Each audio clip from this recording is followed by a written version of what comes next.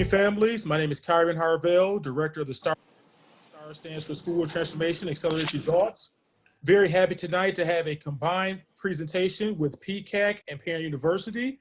We're fortunate to have Executive Director of Special Populations, Mr. Sergio Keck, online, as well as our Picac President, Mr. Purchase, who will talk with families regarding how to get involved in school, followed by a few other presentations. I want to make Mr. Purchase a co-host, and I will turn over to Mr. Purchase. Again, thank you for being here, and thank you for allowing Parent University to join Picac this evening. Yeah, no, thank you. It's great to do double duty. It's a nice coincidence, right?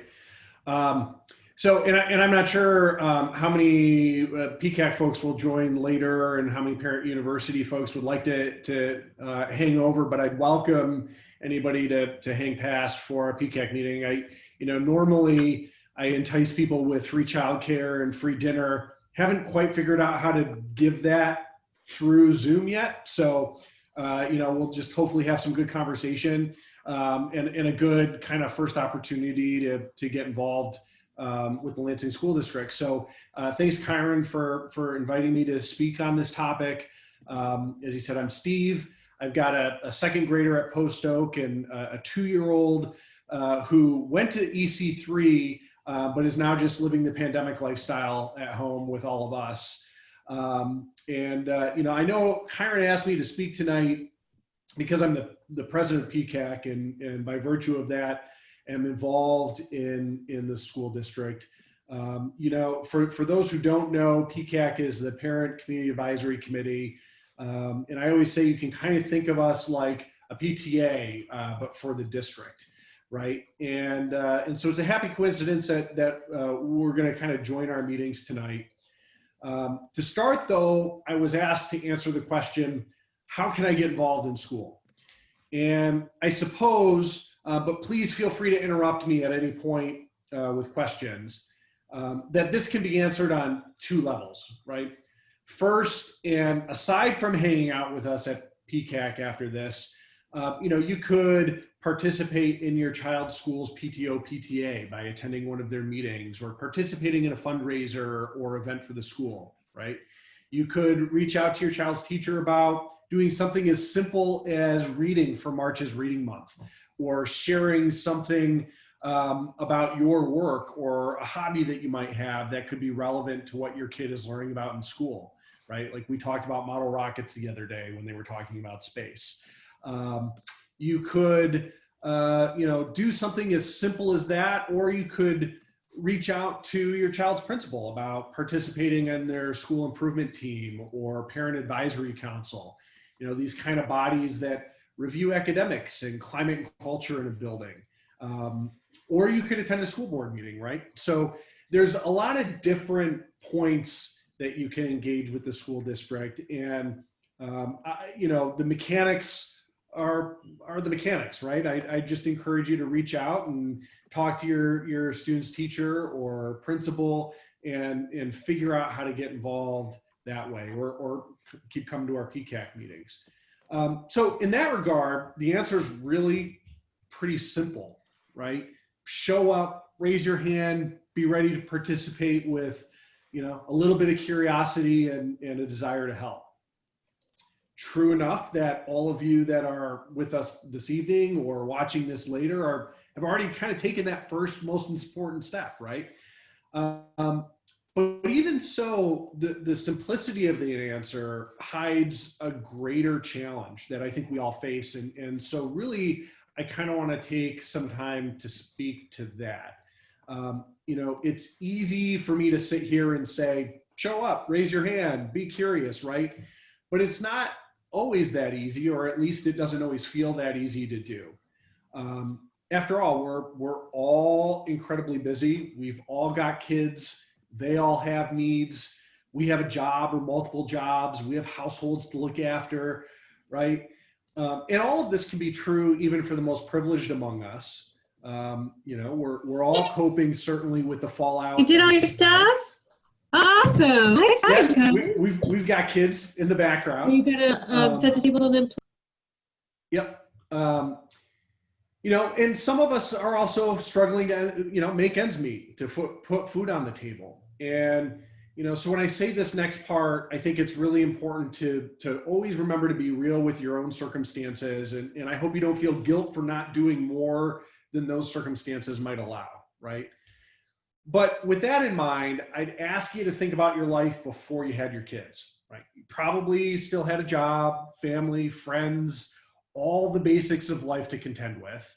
And I'd even hazard a guess that if I asked you then, you would say that you were incredibly busy.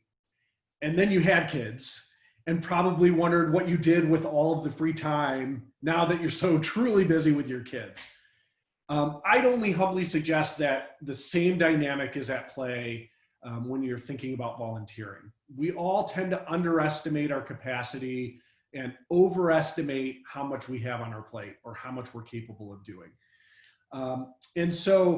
The best answer I can give to those feelings and realities is just to start small rather. Do the reading month, attend one meeting, try it on, just see how it feels. And that's a great way to get involved without feeling like you're committing to something more than you think you can handle. Great way to get started, right? The other hurdle, though, I think that we put in front of ourselves is ourselves.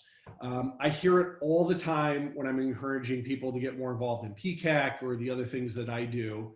And I think we all have this tendency, I know I do, to shortchange ourselves, to think, what do I really have to offer? What is my perspective? Is it valid or valuable when there are so many others already at the table? Will I be heard? Will I be respected? How will I be received, right?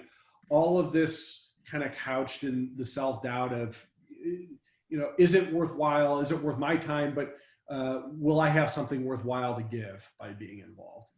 And to answer those questions, I just encourage you to remind yourself that we're all part of this community, you as well, right? And you care. Otherwise, you wouldn't have been thought to get involved in the first place or wouldn't be on this call.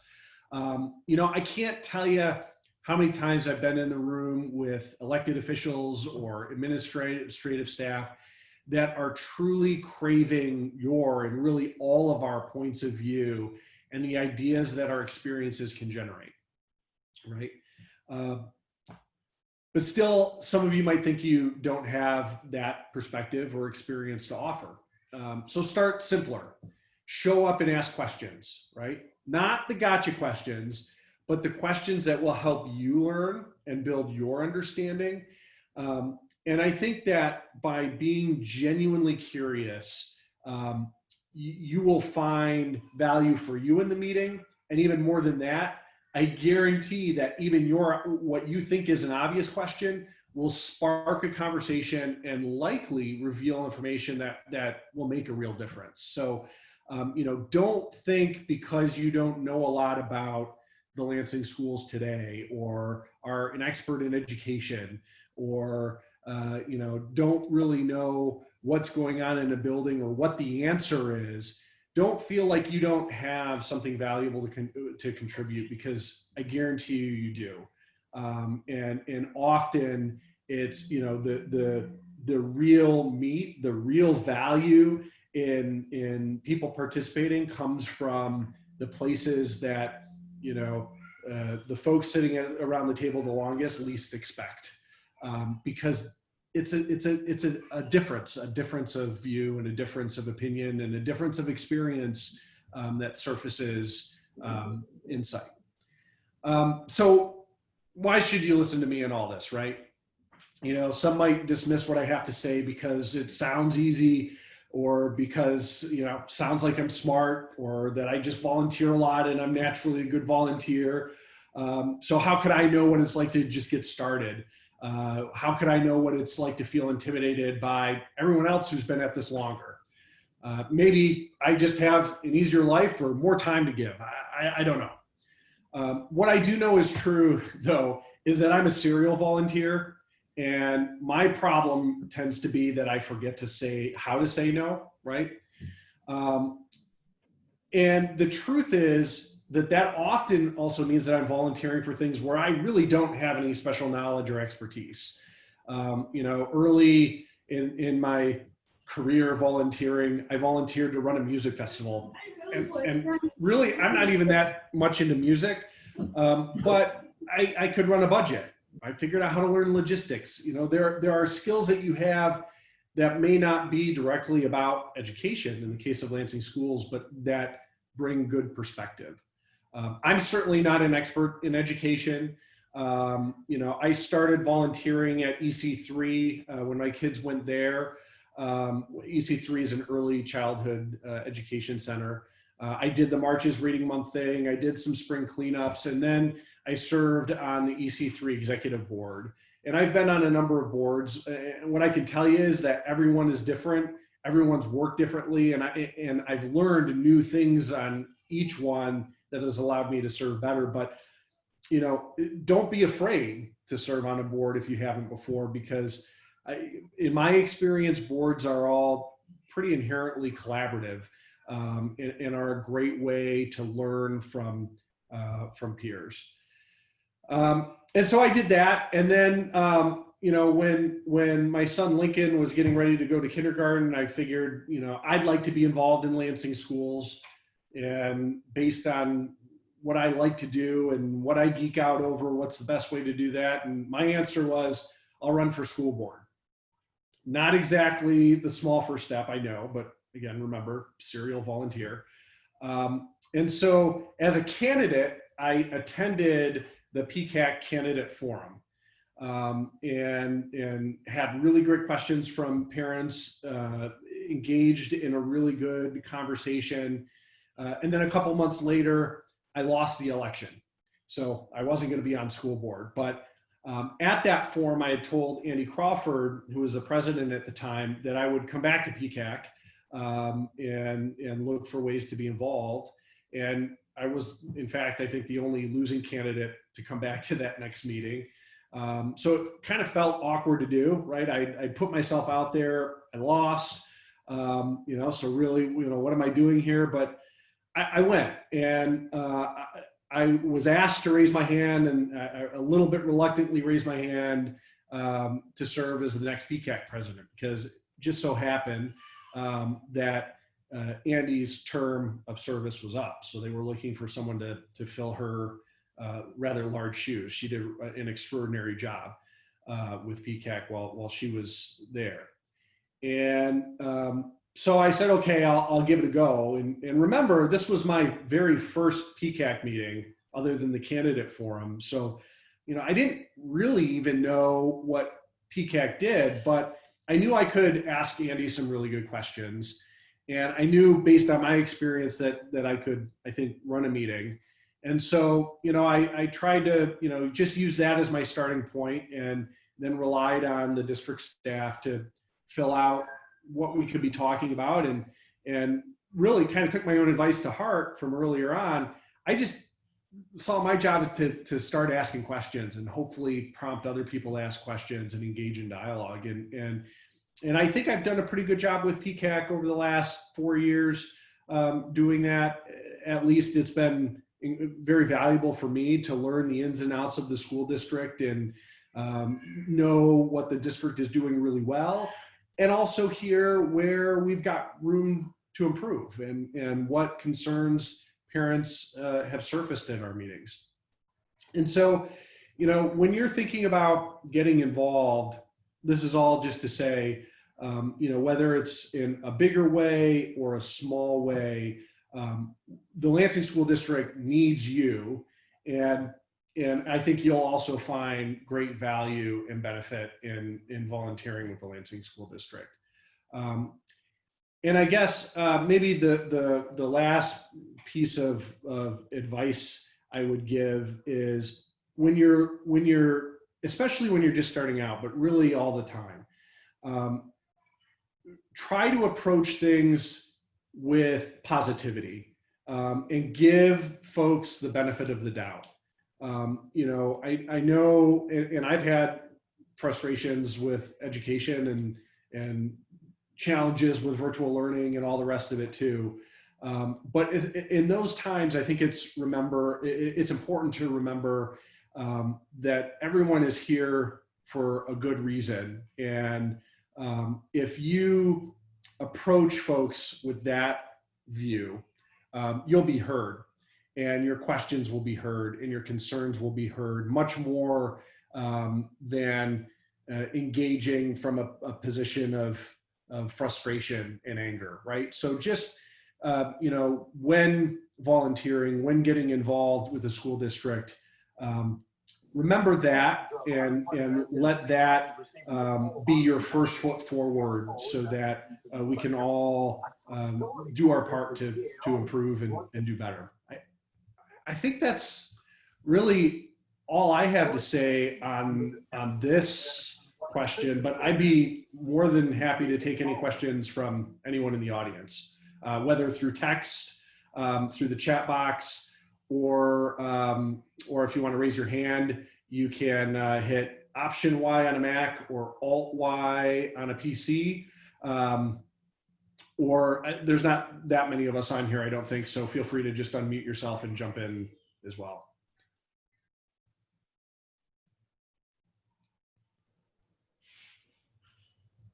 Does anyone have any questions for Mr. Purchase? Mr. Purchase, I have a question for you. Please. What's the best way for parents to be engaged now while we're in a screen-to-screen format in terms of going to the classrooms, et cetera? How would you recommend they reach out to administrator, teacher, et cetera, if they want to be engaged now? Yeah, I mean, I think actually that's one of the benefits that I found in remote learning is our access to our son's teachers have never been greater, right? Because it's really easy at the beginning of the day or in a transition to asynchronous time to jump on and ask that question, or say, hey, I see you guys are studying about this, maybe I can help, right? Or maybe I have something to offer. And I appreciate that it's not always easiest to put yourself out there in that way, but just, again, do it in a small way, try it on for size, and I'd be willing to bet you'll have a positive experience with your student's teacher or your son or daughter's teacher. And then, also look for, the district opportunities, the parent academy, not just tonight, but the other sessions are great ways to learn more about the district and kind of feel your way toward the way that you want to get involved, or our PCAC meetings, which are all virtual right now. Thank you. Mr. Purchase, we have a question. Is there Sure. any activity for Eastern high school parents? I can easily contact the school. My daughter is a sophomore. Yeah, so there is. I know there's many, and I don't know all of them because I don't have any kids at Eastern, so I don't know all of the ways to be directly involved at Eastern high school myself. But I encourage you to reach out to your daughter's homeroom teacher or the principal. One of the things I've learned being involved in PCAC is the building staffs around the district are all incredibly amazing. And they're always looking for ways to engage parents and get them involved. So I would hazard a guess that there's probably a school improvement team or a parent advisory council at Eastern that you could be involved with. You may want to be involved in athletic boosters.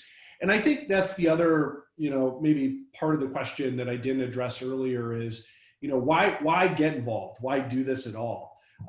Aside from caring, about the district, caring about your kids and making sure that the district is the best it can be for them, I find it incredibly rewarding. I learn new things all the time. And there's also, just the good feeling of giving back. So. Can I say something? Oh, yes. Yeah. All right. So please. I'm Jessica. I'm the secretary for PCAC. I have a 9-year-old at Luton. And just to piggyback off what Steven said, we actually, in her classroom, she's in 4th grade. One of the parents actually contacted the teacher because it's the Spanish immersion program school. And they actually set up a time during their class time on screen for him to come in and sing some songs in Spanish to the kids. Because right now they're learning a lot of the Spanish grammar right around that time and how to write that. And that was just so simple. But really, if you, like Steve said, starting off small with your kid's classroom, because we're already virtual anyway, and then kind of going from there. Another suggestion I would have, RIF, which is one of the grants we have here in Lansing School District, Reading is Fundamental. If parents don't know, we've had that throughout the years, and normally they'd have 3 events in person at your child's school where your kids would come home with books. That is still happening. I know one elementary school did one RIF event earlier in the school year, but you could also contact a RIF person if you wanted to do a RIF event with your school, kind of work out those logistics, kind of have like a outside drive pull-up thing like what they did back in October.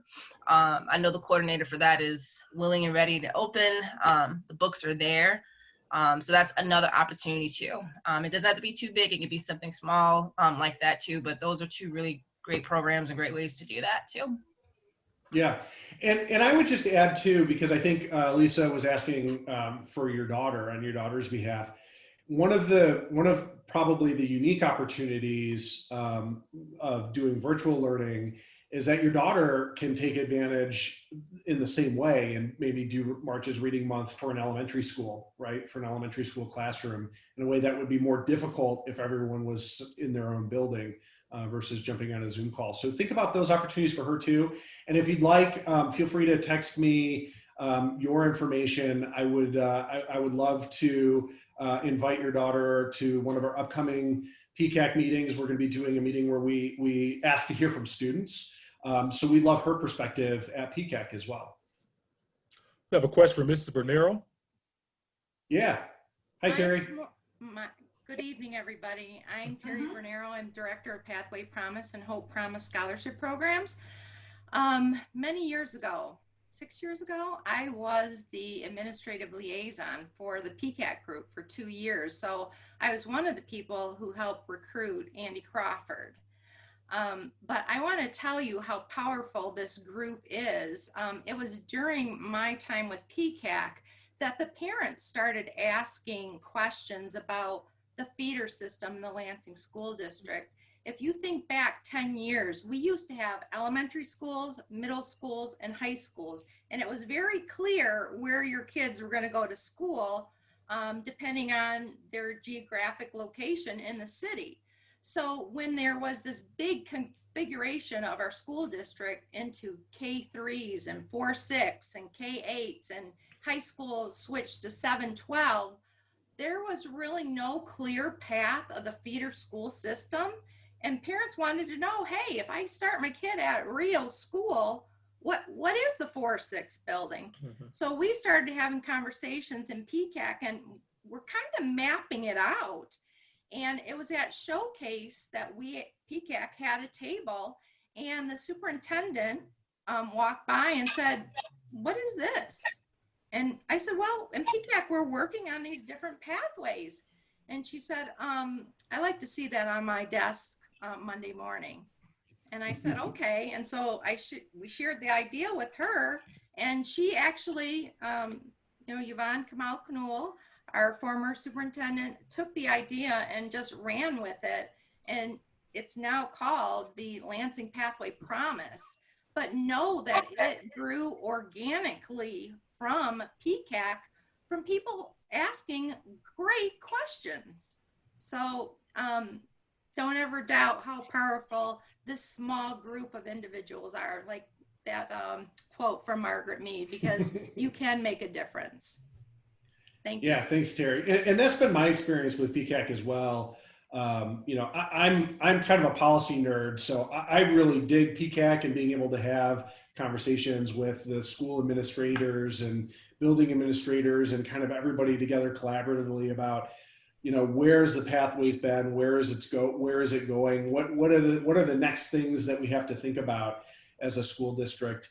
And by virtue of being on PCAC, I've been able to participate in the sinking fund steering committee, and then the campaign to get that sinking fund passed and bring more resources to bear for the maintenance of our facilities. And now to work with the group of administrators and teachers and many more folks with way more expertise than I about the transition back from virtual learning and what beyond the screen looks like.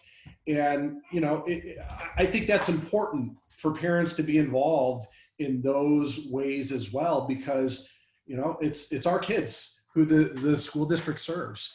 And so it really is important that parents and the community bring their perspective to bear on decisions that will impact our kids one way or the other. So thank you, Terry. Mr. Purchase, and I'd like to introduce our school superintendent, Mr. Sam Sinicopri, that is an audience, and also our deputy superintendent, Dr. Chapman. And if you have any words that you would like to share about the importance of PCAC, because we all strongly believe that you are an important voice to our community and our school district. I would echo that, Sergio, and I apologize. I was having computer problems, so I'm on my phone, and somehow I can't get my camera going. So I'm kind of anonymous over in the corner right now. But I would also echo what Terry said, and it was some very, very powerful words she used. And you know, that was a story, Terry, that I'm not sure I knew. So thank you for that, and thank all of you who are on the meeting tonight to learn a little more about what the Lansing School District is all about. Thank you very much. Thank you, Superintendent. It's amazing. You know, there's not too many places that have, especially a district of this size, that parents in the community have this level of accessibility with like decision makers like the superintendent and Terry and Kyron and you know, everyone else. So thank you. You and your team are great, and we appreciate it as well. You're welcome, and don't forget Dr. Chapman. Yes, thank you. And Sergio, I mean, really everybody is just tremendous. So thank you. Are there any other questions about getting involved? I see one. I think I'm working. My child is in the learning lab. In some ways, I feel more disconnected from what is happening. Grateful for that and for all the work everyone is doing this year, but there's also a lot of frustrations, which are no fault of anyone in particular, interested in the transition back to in-person and what we'll learn from this past year. Yeah, Nora, I thank you for sharing that perspective. And we appreciate you. And you know, I'm glad that the Learning Lab is there to support you. And I guess what I can say from my perspective as a parent involved in the process is you will see some more outreach from the district here very soon, you know, looking for where your pain points are and what your expectations are heading into the spring and beyond. So stay tuned on that. And if you're interested in being involved in those conversations, again, feel free to share your information just with me in the chat, or shoot me an email afterwards, or reach out to me on the PCAC Facebook page, and I'll work with you to look for those ways that you can be involved or volunteer, or given how busy you are, even just share your perspective and make sure that that's seen. Cool. Thank you very much, Mr. Purchase. We appreciate you collaborating with Parent University this evening for this presentation on how to get involved. Yeah. So thank you very much. Thank you, Kyron. Appreciate it. I see a couple hands, Terry and Delsa. I'll go ahead and go to you, and then we'll jump into our regular PCAC meeting from there. So Terry, I think you had something? Or no? Okay, it's still. I don't know how to put my hand down. Okay, I got you covered. I got you covered. There you go. And Delsa. Good evening, everyone. And thanks, Steve, for sharing with Nora that there will be additional opportunities for parents and community stakeholders to have voice in how we move forward. There actually will be on Monday, December 7th, the launch of our parent inquiry instrument. And within that instrument, we will be asking for feedback on alternative models and different options as we continue to plan, continually emphasizing based on safety, based on health and safety measures and metrics, how soon or what will a return possibly look like. And we want to hear from our parent community in terms of what would be a best fit scenario or what is their preference for their child. So that will launch on Monday, December 7th. Awesome. Thank you. Thank you. And you heard it here first. Another great reason to be involved in PCAC. A lot of times we're like the guinea pig group or the first to hear or the first to be involved in a focus group. So thank you. We appreciate that. So that brings us to our PCAC meeting. I guess I'll call our PCAC meeting to order. We've got a few things on the agenda this evening. First up, we'll hear from Terry Bernaro, and I invited Chief David Odom from the Lansing Fire Department to talk about a really cool program. Of course, with the pathways, and Lansing does a pretty good job with career preparation and supporting our students, whether they like to go to college or go to a trade or go to a community college or do different things. One of the other hats I wear, I sit on the Lansing Fire Commission, and I am just so tickled that this program came to fruition in this of all difficult years. So many people over so long talk about the Lansing city and the school district being good partners with one another. And it's always, I think, hard to see the ways that can come to fruition, but this is a very visible way where without the support of the school district and without the support of the city and the involvement of the city staff, most notably, I think in this case, Chief David Odom and Chief Randall and others who've all dedicated themselves above and beyond to make this program a reality for Lansing's kids. So I want to toss it first over to Terry and David. Feel free to jump in here as well to share a little bit about the program, how it came about, where it's going, and the rest. So if you give me a second, hang on a second, Terry. Let me. Glad to see David's here tonight. He can present with me. But yeah, I have a very short PowerPoint presentation. Cool. It's full of pictures because I think pictures tell the story. All right, cool. I've opened it up, so you should be able to share your screen there now. Got it. Okay, can you see my screen? Yes. Okay.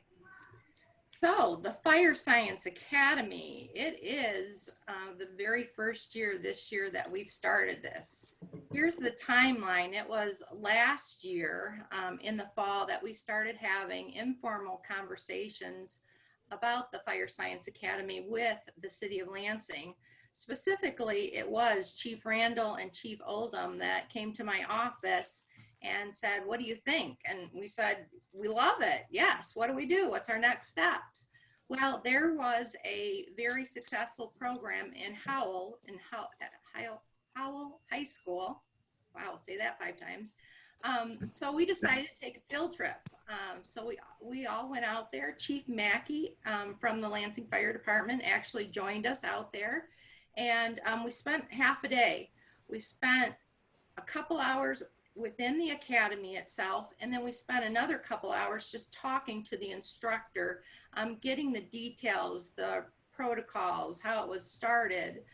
We had a lot of questions, and we got some really good information, and they were very willing to share everything with us, their syllabus, the curriculum, the books they used, how it got started. So I think that was really helpful for us.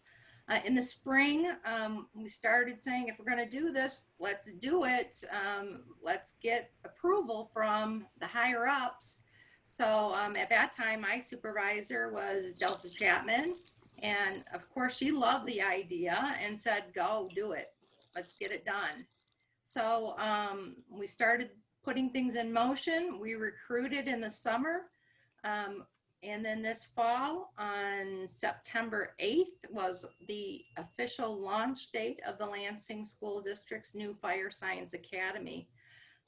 This academy is taught by Chief David Oldham and Juwan Randall of the Lansing Fire Department. This is a one-year program that's open to juniors and seniors, and it gives them the foundational skills that they need to pursue a career as a firefighter. We are very happy with our first cohort of 9 students. We intentionally limited it this year to 10, so we were grateful. We had 10, but 1 dropped, and that's okay. Very happy with this group. We have a very diverse group. We have 1 female, 8 males. 2 of them are Hispanic, 2 are Asian students, and we have 5 African-American students.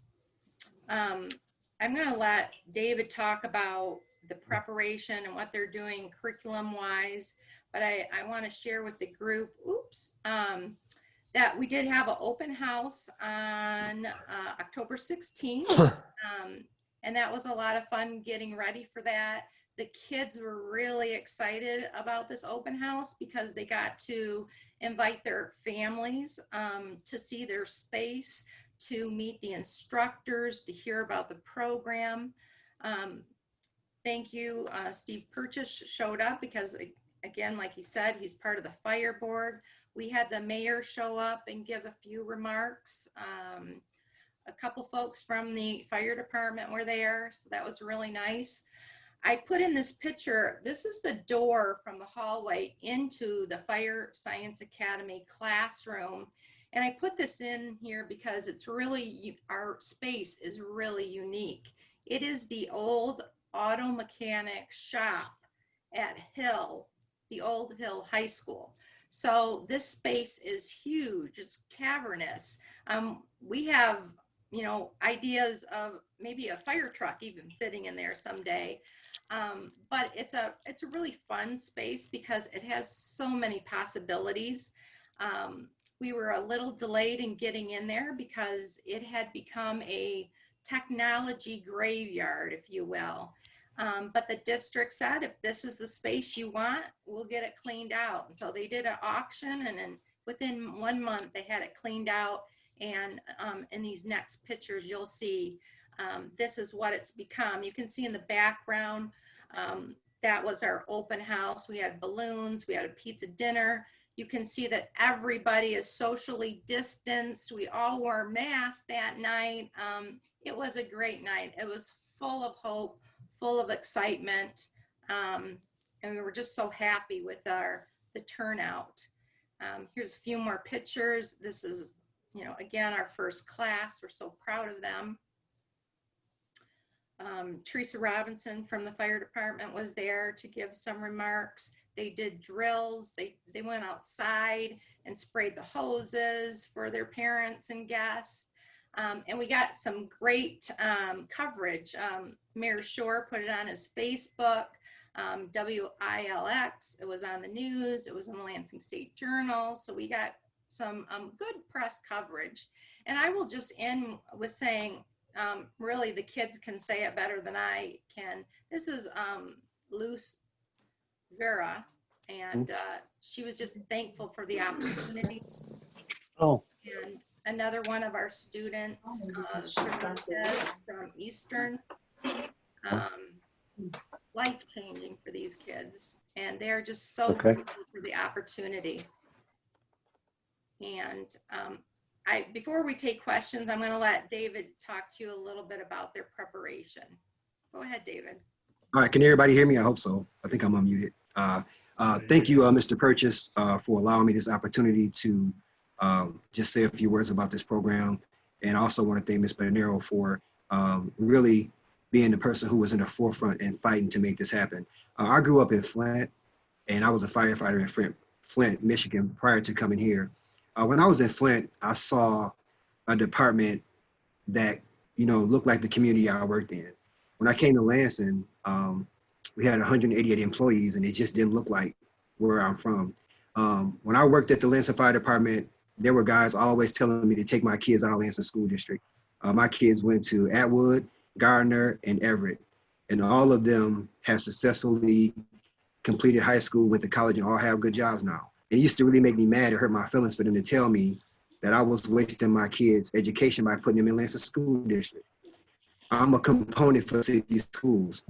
And so for years, when I worked there, I would see these kids and wonder to myself, what could we do to incorporate and maybe get some of them on the Lansing Fire Department? Out of 188 employees, there's about 40 people who actually live in the city, maybe 36 out of 188 employees.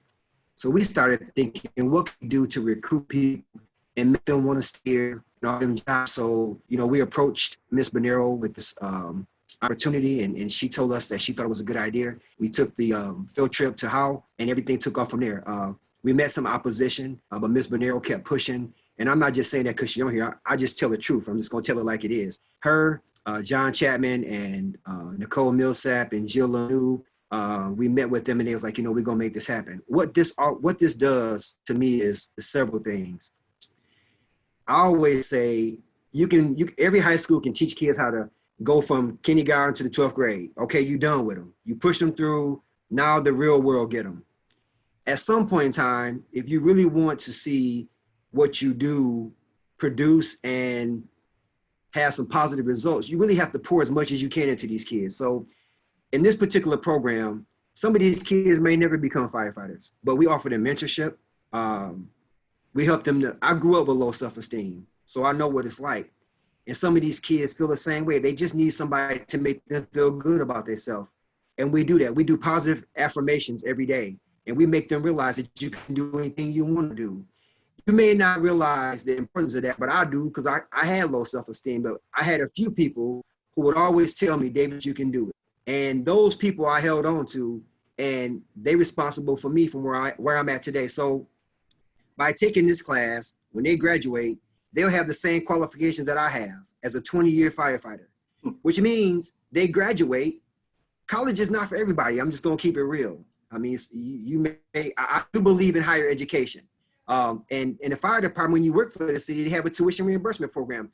So you can continue your education, but you got to give kids something to start with. Everybody just can't come out and go to a 4-year college. Some of them can't even go to a 2-year college. Some of them don't even understand how important higher education is, but this is a stepping stone. You give them a job, they get around people that continue their education. So I think what we've done, I've got contacted by Grand Rapids, Kentwood, Waterford, Okemos High School asked me, what can they do to start this program? Okemos High School called and said, hey, can we pay to put our students in your program? Grand Ledge called and said, what would we have to do to put kids in your program? I said, well, right now it's just to Lansing School District. They're like, well, can you put us in contact with somebody so we can see if we can make some type of deal? Now, you didn't want nothing to do with us before this. Now you want to come in and be part of this. So all I'm saying is, when these kids graduate, we have offered them an opportunity to be able to get a job, make some money, still continue the education, because on the fire department, you only work 10 days a month. You got 20 days off. So you can still go to school. You can trade days with people. So we talked to them about financial literacy. We talked to them about, how to manage your money, real life stuff that they got to go through. We talked to them, we talked about what do you have to do to buy a house. We talked to them about what your credit score got to be, how important it is. You want to buy the Jordans, you can get that stuff, but it's a way to go about doing it. So yes, we teach them about the fire department, but we also mentor them. If they have problems with their homework, we have made ourselves available to tutor them in any area that they feel that they might need help in. This program, to me, personally, maybe I'm biased because I'm part of it, but this has a chance to do wonders. Eventually, we would like to take it and make it an EMT program. So it would be good in 11th grade if they take the Fire 1 and 2, and then in the 12th grade, take the EMT class. Both of them just a year. When they graduate, they can go to New York, California, Connecticut, any place. These certifications are what they call national registry. You're not just limited to being here. Yeah, we want them to stay in Lansing, but more importantly, we want to equip them to go out there in the world and just make a difference wherever they're at. So I don't know how to express to you all how important and how thankful I am to the Lansing School District, because really, they put a lot on the line to make this happen.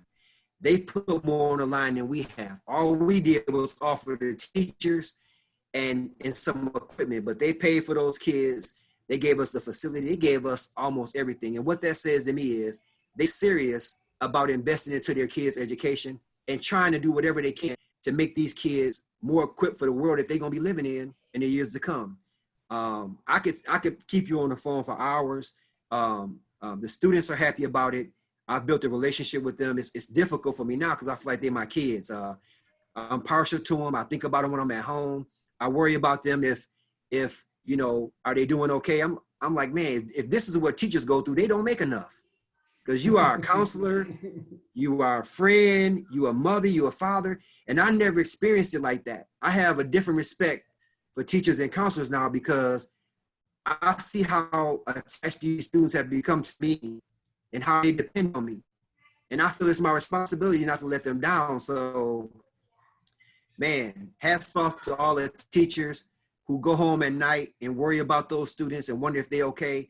Sometimes they come in and they don't have the same look they had the day before. I wondered if something happened at home. That's a lot. And that's something that I'm just trying to grasp my hands around.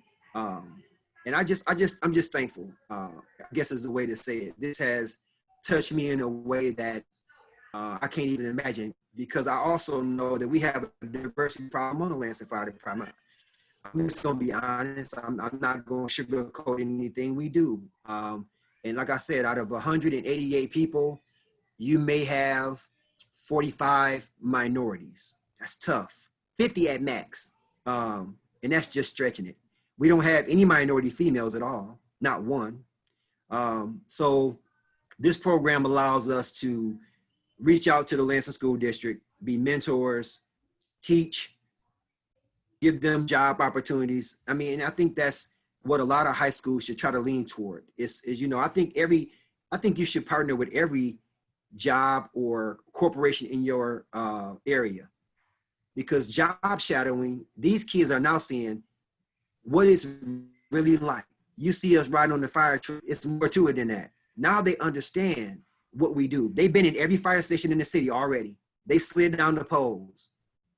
They got to learn how to cook. We got a stove that's been donated by somebody from the Bernaro family. We got a refrigerator. We're going to teach them how to cook. A life skill that no matter where they go, they can take that. You know, some kids don't even, some kid told me they didn't even know how to make oatmeal. That's just hot water. So they learn some life skills. It almost in a way take you back to home economics back in when I was in school. They learn those different things. I mean, outside of sewing, I can't sew, but anything outside that, we teach them. So they have to do community service, which I don't know if you all know that. They have to participate in community service in order to graduate. They got to go back and give to their community. And so I probably should stop. If you have some questions, I can answer those, but I just want to thank the Lansing School District for even just letting me be part of it. So thank you. Yeah, thank you, Chief. Let me tell you, the kids, they love Chief Oldham just as much as he loves them. And Yeah. we're so thankful that we had him all this time this fall, sharing his wisdom, his experience. It is one of the biggest reasons that the Fire Science Academy is successful as it is because of him. So thank you. Thank you. Yeah, and I just want to echo that too. You know, again, really easy to talk about regionalism, about intergovernmental cooperation, about cities and school districts working together. It takes people doing the heavy lifting to make it happen. And I can tell you from being at the open house that this program has made an immediate impact on you could just tell walking up and talking to these students, the impact that it has made on them. And that's really what it's all about. But I can also, putting on my fire board hat, echo what Chief Odom spoke to very eloquently. And, you know, it is true in the fire service that it is difficult to have fire departments reflect the communities that they serve. And that has a long legacy that speaks to it. And I think we do a better job than most in Lansing, but we have a long way to go. And a program like this gives a lot back to the city as well. It's not just about the students, though that is the right focus. It's not just about the school district. It is about the city, and creating this pool of employees who not only look like our community, but come from our community, can talk to their neighbors, can be on that same level. That's why it's important that a department looks like a community, not just so that it looks like a community, but so that it can serve the community. And you know, I will forever be a huge proponent of this program, specifically because, again, I have a special tie to the fire service, but this kind of thing is where I think the Lansing School District is a tremendous innovator. And I look forward to where this program goes into the future, and where it can pave the way for other similar programs as well. So thank you again, Chief Odom. I appreciate you joining us this evening. I know how busy you are, and really do appreciate your insights on this. Thanks for having me. Yeah, thank you. Cool. Any questions for the Chief or Terry? I see a little bit in the chat, plans for younger students. I don't know if you want to speak to that. I love the idea. Thank you, Tony. Yes. Maybe Chief Oldham, as part of their community service, they can maybe host some elementary kids and they can explain to the younger kids a little bit about the Fire Science Academy. Yeah, one of the community services that the kids, we put a bunch out, and one of the ones they wanted to do is they wanted to either virtually read to kids, and this Christmas they're going to adopt a family, and we're going to give out Christmas gifts. So each kid, you know, I don't care if you bring 25 cents or $1, you have to give something. Either you can bring something from your house, but they have to show that they want to give. And so we're going to make it a issue. They want to do something with the elderly. We may get together and go shovel some senior snow. That was one of the things they came up with. Also, they wanted to read to elementary kids. And so with the whole school not being open, we figured we would try to figure out if we could tap into some virtually. And then they're gonna figure out a family. We made contact with, I think it's Miss Bell. She's gonna look for us a family to try to see if we can donate a small gift from them. So yeah, community service, talking to little kids, we can incorporate that. So any ideas you have, if you could shoot those to either Mr. Purchase or Miss Bernaro, they both have contact with us on the fire department. We would try to incorporate as many as we can. Maybe we can't get them all, but we will definitely try. I mean, I can give you my word on that. Thank you, Chief.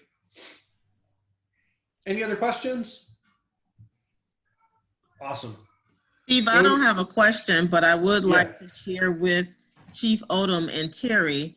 I have a 3-year-old granddaughter. I have stair steps. So I have a 4-year-old, a 3-year-old, and a 2-year-old granddaughter. The 3-year-old granddaughter is adamant that she will be a firefighter. So this program has to stay in place until my 3-year-old we'll hold you my to that. granddaughter can become a part of this academy, because she is adamant about being a firefighter. So it might be your first female. I don't know. I hope not. That I hope I can see one before I retire in 6.5 years.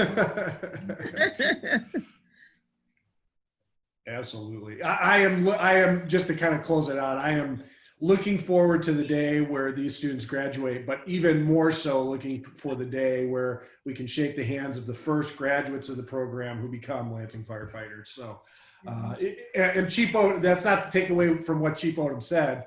They'll truly be able to go anywhere, and that will be a credential that will serve them well. But selfishly, I can't wait to shake the first Lansing graduate of the Lansing Fire Sciences Academy who joins the Lansing Fire Department. So thank you.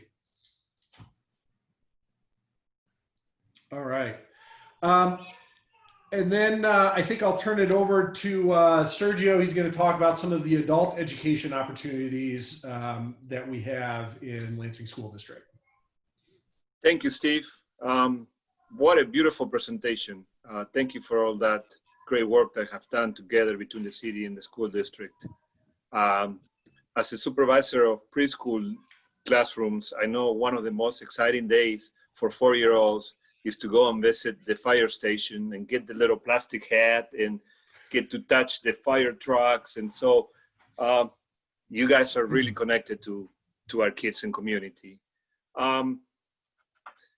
We at the Lansing School District not only provide a K-12 education, as we mentioned earlier, also we have the preschool programs, but we have a tradition for many, many decades of providing adult education to our community. And today I just have a couple of slides and I just want to share some information with you so you're aware of the services that we provide, and we hope that you're able to pass this information on and share it with family members or anybody else. Let me see. Oops, sorry. All right, we're in the right slide. So the adult education program provides a GED and high school diplomas. A general education development diploma demonstrates that you have achieved high school level academically. And a GED allows you to continue for an academic career in college, universities, and also trade skills, as well as many more job opportunities. You can learn at your own pace and study as your schedule allows. Many of the participants that are adults have jobs, have children, and it's not as difficult to be able to get that GED or high school diploma, but we work with everyone to make sure that we find the time and help them learn how to find the time to get this done. The high school diploma track is a way for students to return and officially get a high school diploma from the school district. So we have students that might be turning 20 years of age before September, and they have not had enough credits. And according to the state law, they cannot participate in the high schools. So our counselors can notify the students to come to the adult education program. They come, they get 1 or 2 credits, whatever they need, and they get a high school diploma. Like the GED program, you receive individual guidance and you study at your own pace.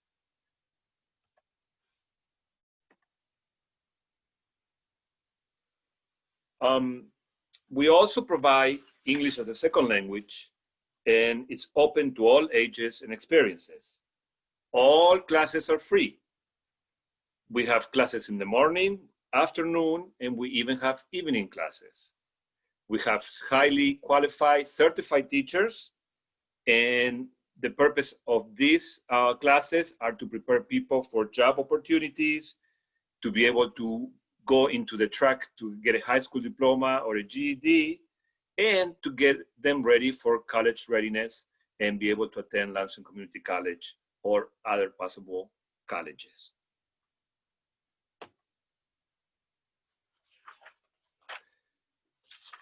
Now, this year, we added a very special part of adult education, and it's pathways to career options. In this area, a specialist will identify a student's educational background and work experience, as well as their primary obstacles that stand in their way to attain a degree or a career. This year, a grant was given to us, and what we're doing is, what we're doing this year is that if you're enrolled either in a GED program or a high school diploma or an ESL classroom, you can also become a certified nurse assistant or an IT specialist or a certified translator or interpreter. All this training is paid by the Lansing School District. So if people want to get a high school diploma, wants to get a GED, and wants to start a career, we are able to provide all that and for free.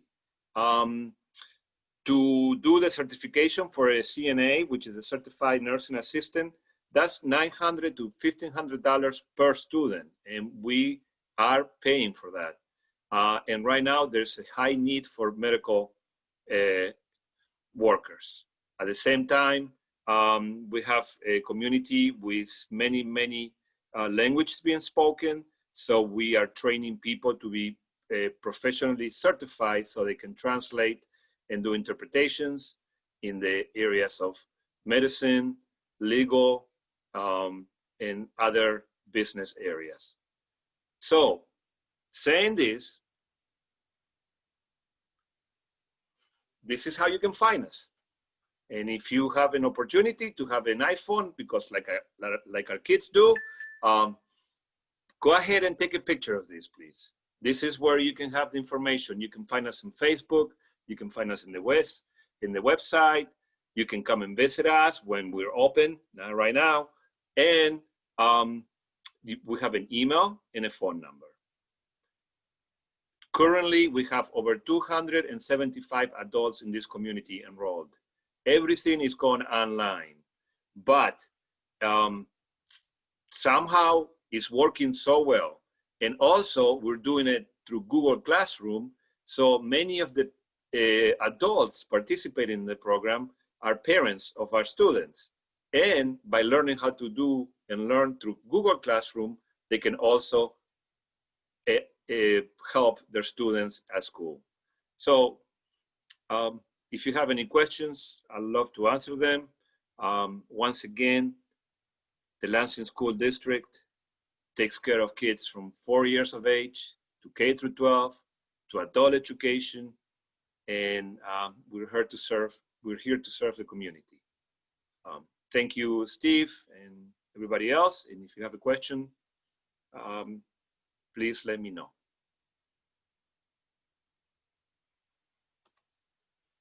Thank you, Sergio. I appreciate that. Any questions from folks on the adult ed component? Awesome.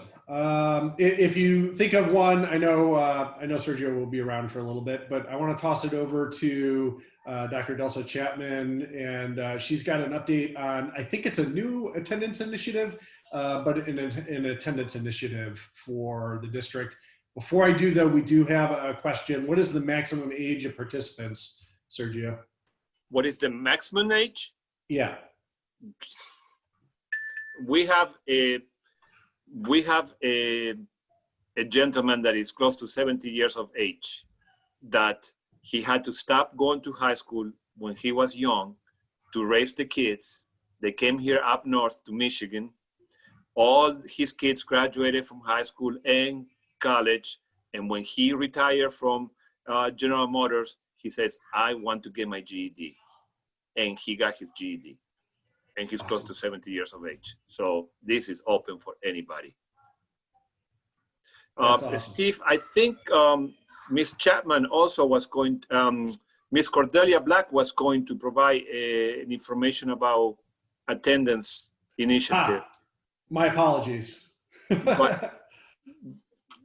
But I'm not sure if she is coming to this meeting or next Okay. month meeting.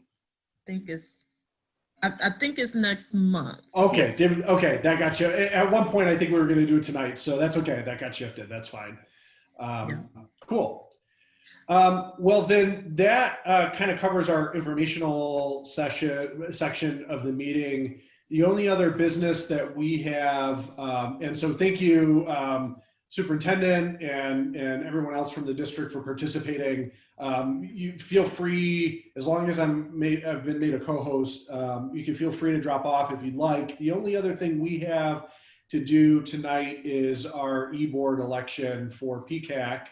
And so if you are a parent or community member who are interested in participating and are interested in serving on the e-board, we welcome your participation. I've served for 2 consecutive terms now as president, so that's the maximum I can serve as president As I think I said before, I'm not going anywhere. I'm still like committed to Lansing School District. It's one of the things that I very much care about. So however I can, be helpful to PCAC in the future and, think about maybe more strategically what we can do next. I'm here for that. But I will be taking nominations for president, vice president, and secretary. There are 3 positions we have to fill. And then any parents, again, or community members who are with us this evening may vote on those positions. So do we have any nominations for president? I would feel free to make those nominations over the chat or unmute yourself. We can be somewhat informal. So, but I would nominate Jessica Baker for president. Jessica, are you willing to accept? I am, yes. Awesome. Thank you. That's awesome. Any other nominations? Okay. Seeing none, then without objection, looks like you'll be our new president there, Jessica. Thank you. Congratulations. And again, anything I can do to help. I'm not going anywhere. So unless you want me to, that's fine too. Okay, cool. Stay right here. You know you can't go away, but it's fine. All right. All right, then moving along, any nominations or volunteers for vice president?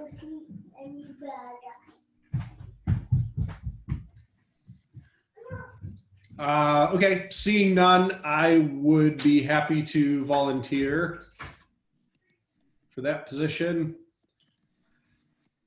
And light attendance tonight, but sometimes that happens. So I'll, again, it appears to be no objection. So I'll look forward to serving you, Jessica, and continuing on with PCAC. And then finally, secretary. And this is a great one if you're at all interested in just getting a little bit more involved, coming to our PCAC meetings, doing 1 or 2 quick meetings in the summer, just as we do our agenda setting for secretary. Is there anyone out there interested in serving as our secretary?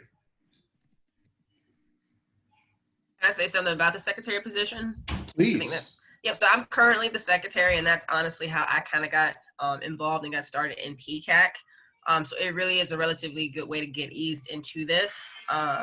It's not as, I don't say as intensive as the president position, but you do get to learn a lot and just kind of help coordinate a lot of the things behind the scenes that kind of provide that backup support to your president and your VP. So.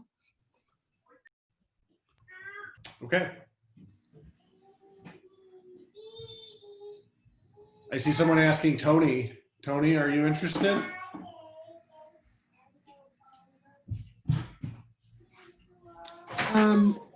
I'm sorry. This is like my 2nd or 3rd meeting. How often do you meet? I don't want to say yes and then it's I don't have the time to dedicate. Yeah, fair enough. So our regular PCAC meetings are monthly, so 1 time a month during the school year, except we make a little, so normally it's, I think, the 3rd Tuesday of the month or the 2nd to the last Tuesday of the month, something like that. And except in November, December, we flip it a little bit so that we avoid Thanksgiving and Christmas. That's why we're doing this at the beginning of December. So just once a month during the school year, and then the e-board will meet informally, once, maybe twice over the summer, just to, sort out what we want to talk about for the next year, what our vision is for the next year. So not a huge time commitment, but it's a great way to really kind of learn the inner workings of the district. And then from there, if you want to volunteer for other things, it's a great way to be exposed to other opportunities. No obligation though, so. I think it is something I can do. However, I would need you all to please guide me. If someone's Absolutely. willing to answer Absolutely. questions, I can, I'm willing to do so. We are here for you for that. So I am excited about that. Are there any other volunteers or nominations? I don't see any. So it looks like you're on the hook, Tony, and welcome to the PCAC board without objection. Thank you so much. We appreciate you stepping Thank up. you. Absolutely. And thank you, Miss Murphy. Yeah, we had a nomination. That's excellent. She was just scared that if you didn't do it, that she'd be roped into it, right? That's exactly what was happening. Thank you. So then before, I guess our meeting is formally wrapped up then for the night. We don't have anything else unless there's questions or concerns from parents who are involved. I'll give my standard spiel. We've got a number of administrators on the call tonight, but that doesn't necessarily mean that we have the best administrator to answer every question. But what is great about PCAC and what is great about the Lansing School District is they do a tremendous job of getting back to folks and answering questions. So are there any questions or concerns generally? I had one question. It's kind of not PCAC related, but it's kind of, I guess, related to the virtual schooling and the curriculum. So I understand that our district uses the Go Math books for our math. And I think the journeys, at least for elementary, I think for the, the grammar and English. To my understanding, there is not like a virtual or online component to a lot of those books or materials for elementary. And so I know what our teacher does in my daughter's class. He's been really good about translating a lot of that stuff, or just making up his own documents in Word and Google and stuff so that students can do that. Because we really don't use those books a lot, but they are learning. So I was just curious about like the curriculum, the publisher books and stuff. Is there any moves going toward finding another brand that has an online component? Because obviously COVID was unforeseen, but we are virtual and trying to accommodate that for the elementary kids. Or is that something that the district would be thinking about in the event that, it is longer going into the next school year, with still doing like a hybrid or virtual schooling component? Sure. So both Go Math and our journeys for elementary, ELA, and collections for our secondary, it does have an online component, Think Central. And through Think Central, you actually can pull the short stories, the mini novels directly from Think Central. So I would like to be able to know more. So I don't know if it's a glitch in that particular classroom. Technology, friend or foe, correct? So we have had some classrooms based on class lists and how things were synced to a particular Google Classroom. It could be a techie problem that we can easily fix. But that's one reason why we chose the HMH program for math and for ELA, because it does have that Think Central component and several other online tools. So I would be happy to further address that because students should have their own individual Think Central account. So for example, right now being virtual, we don't have necessarily the hardcover books that we distributed to everyone. They have their consumables, but it's the hardcover book that has the story in there. And so through the Think Central component, students should be able to literally to click a button and that story is produced online for them. So I'm interested to know what the problem could be, and we can easily get that corrected. Okay, I think because our teacher, like he's the new 4th grade teacher. This is his first year here, so a lot of it he's been learning as he goes, and we have a really good relationship with our principal. And I think they have like a training day tomorrow to go over things. So I know they're meeting and talking about it, and I think he's just learning as he goes, and so is our principal. But I was just curious about that, and I'm not necessarily worried about the kids learning anything. I'm just like it doesn't seem like they've been using those a lot. Like compared to last year when they sent home the books and they'd be halfway done. But I think they're learning how to go, and they do use the other programs like IXL for the math or the different things too, and Epic and some of the other programs. So. Cool. Awesome. And just to point out too, Ms. Murphy provided some information on this in the text too, about the virtual link and everything. So cool. Any other comments or questions or concerns for the general welfare?